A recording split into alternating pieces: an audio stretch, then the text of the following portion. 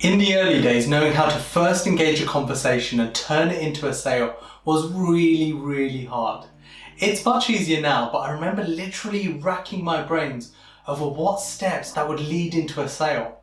I've come across every situation you can think of. Like people asking me to meet them for coffee and then I end up answering a bunch of never-ending questions. Or people asking me to create a strategy and a proposal for them without actually telling me what they're looking for.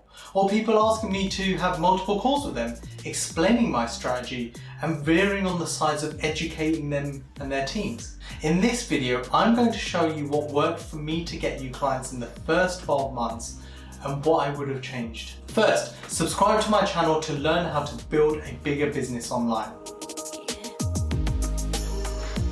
Hey, I'm Neil Sheth, helping businesses become an authority online.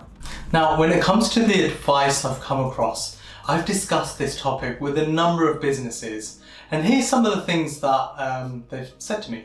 So ask a prospect customer to fill in a questionnaire first, and if they're a good fit, schedule a meeting. Sounds pretty sensible. Or someone else said only offer paid proposals. For instance, say they pay £500 for a strategy, and then if they're happy with it, then they would come on board as a customer. Or someone else said, meet customers face to face to increase the likelihood of a customer buying, and therefore try to make every meeting with customers an in-person one. So let's look at what I actually did in the first 12 months. Like I said, I really fumbled around with figuring out the best way to sell to a new client. However, whenever I kept the sales process simple and just talked to genuine people who needed my help, that was always the best and easiest sale.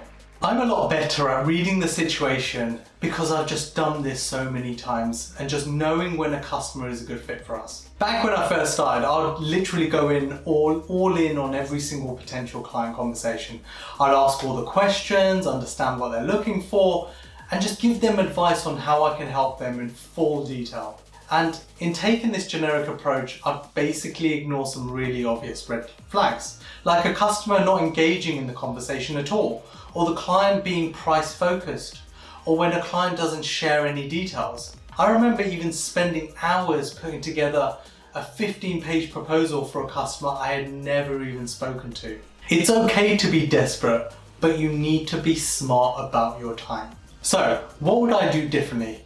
Look, first of all, be picky with conversations and use your time wisely.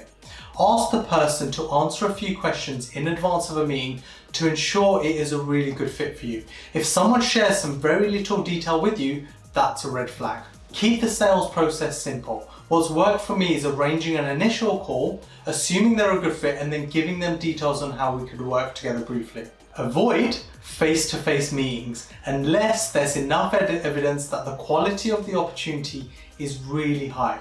Instead, where you're unsure, just ask to start with an initial call to ensure you're both a good fit before meeting in person. Another recommendation is keep the proposal simple.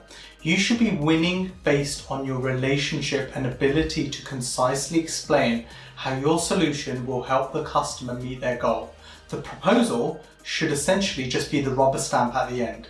Hope you found some useful ways to engage with new customers and make that sale. Subscribe to the channel to keep receiving personal, tried and tested tips to growing a business.